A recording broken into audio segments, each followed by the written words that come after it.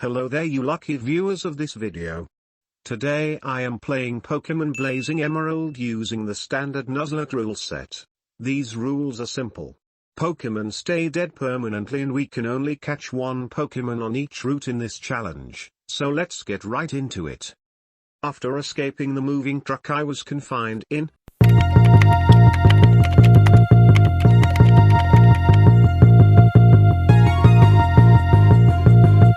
Hold up, wait a minute, something ain't right.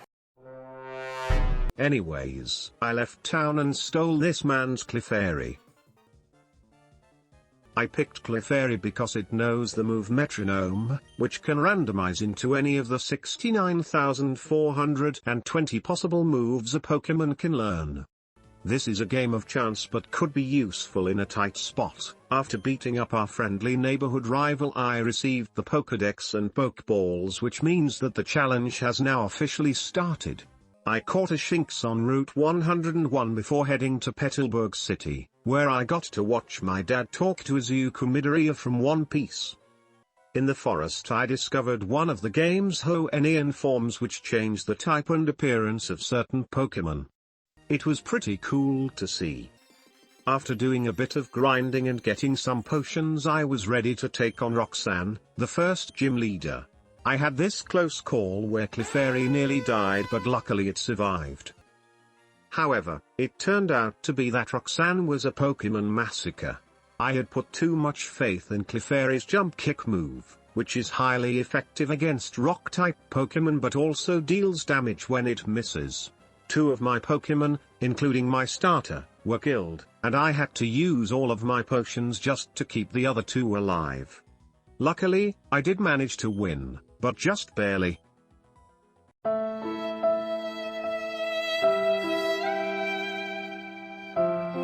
Unfortunately, due to my recent losses, I was left with 0 Pokemon that could learn the HM move Cut, which unlocks many additional secrets and items. This means that for the time being we will have to deal with this slight impediment. After saving this old man's bird he let me cross the ocean to Dewford Town, where the next gym is. But I can't fight the gym leader yet because he's busy fighting some evil guys. Luckily I now have Dwayne the Makeup to help me on my quest, or not. Dwayne died while fighting a gym trainer, who somehow attacked before I switched my Pokemon, which should be impossible.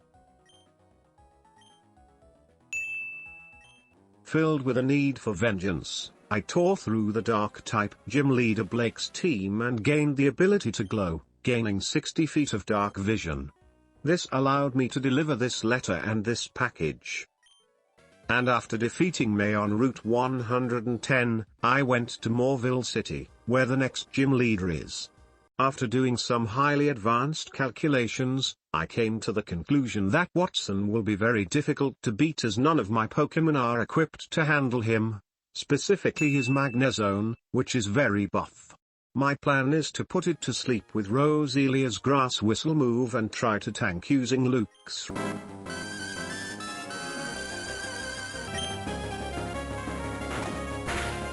Surprisingly, it actually worked.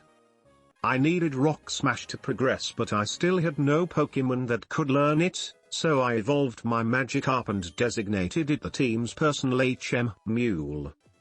Now I can finally hit up the casino.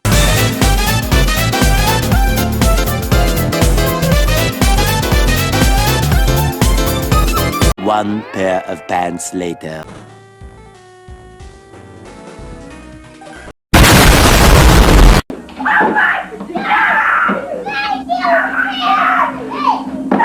Triumphantly heading to Lava Ridge Town, fresh from a victory against Team Magma's leader Maxie, I stumbled into a fight with a Team Magma grunt, and Darkrai the loose moth was killed.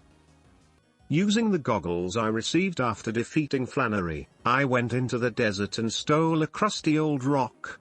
Now it was time to head to Norman.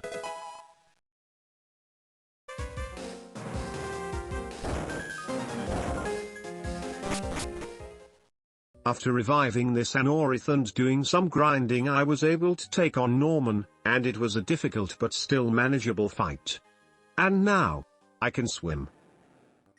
Winona was an easy clutch, so next I caught this Kecleon on Route 120.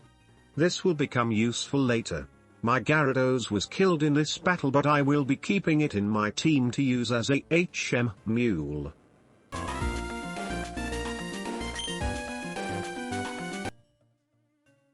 Did I just find some sort of black market? I managed to deal with Team Aqua on Mount Byron, but both the orbs had been stolen, and the worst came to pass as I infiltrated Team Magma's secret base.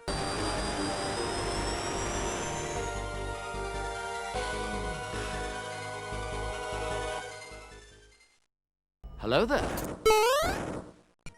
After stealing Archie's Master Ball, I went to battle Tate and Liza in Moss Deep City. I swept through that battle, as expected.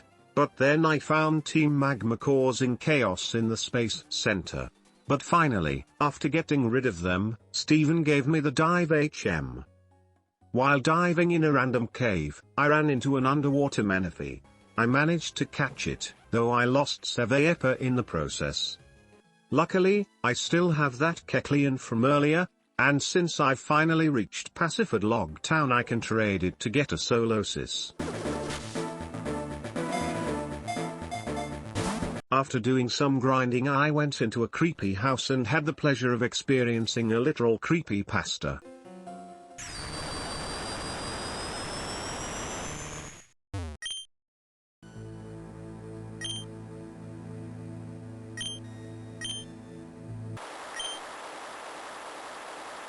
I headed to the underwater cave and confronted Team Aqua, but they managed to wake up Kyogre.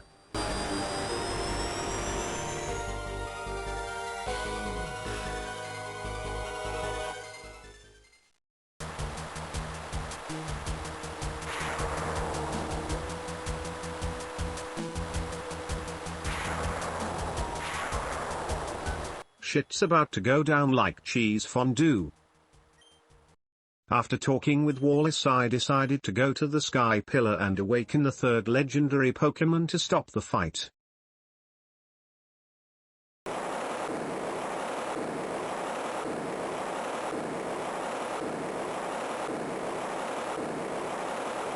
What the fuck, it actually worked. Well, time to fight one, I guess.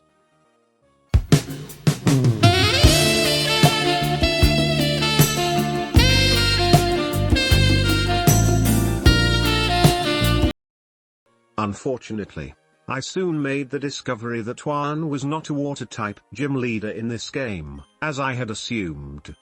He was an ice-type gym leader instead, and my miscalculation led to 2 party deaths. I acquired a shiny stone right after this loss, so I decided to evolve Thorns the Roselia before putting her in the PC, as a final send-off.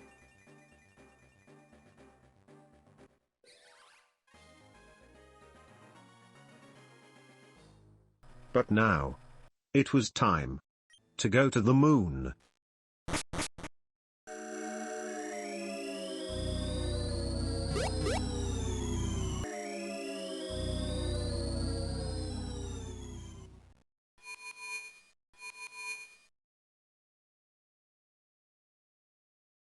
Holy shit, is that Deoxys?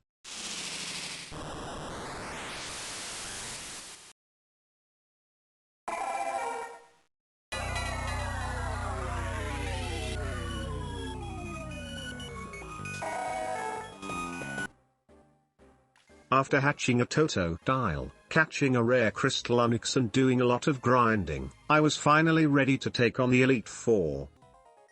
The first Elite Four member was Phoebe, who was pretty easy to take care of. But next was a surprise. Serena from the Pokemon X and Y games was the second Elite Four member, and she used Grass-type Pokemon. Things went fairly well, but I got a bit careless against her. Reuniclus and Skarmory was killed.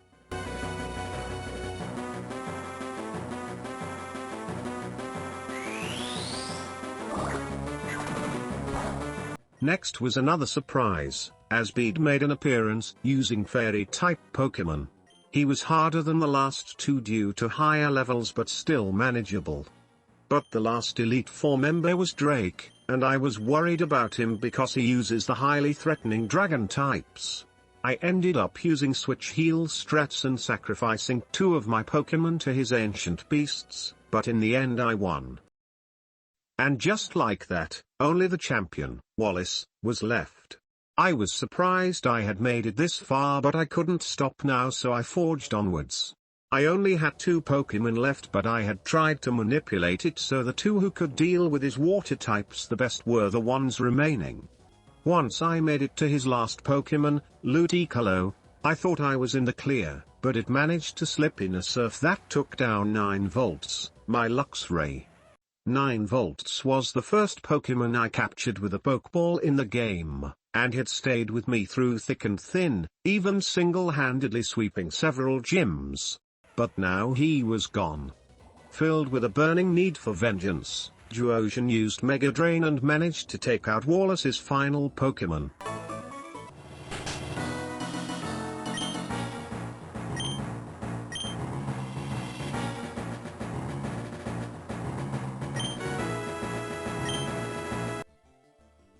That was my Nuzlocke adventure. There were ups, there were downs, and 13 corpses lying in the computer. Thanks for watching, and good night.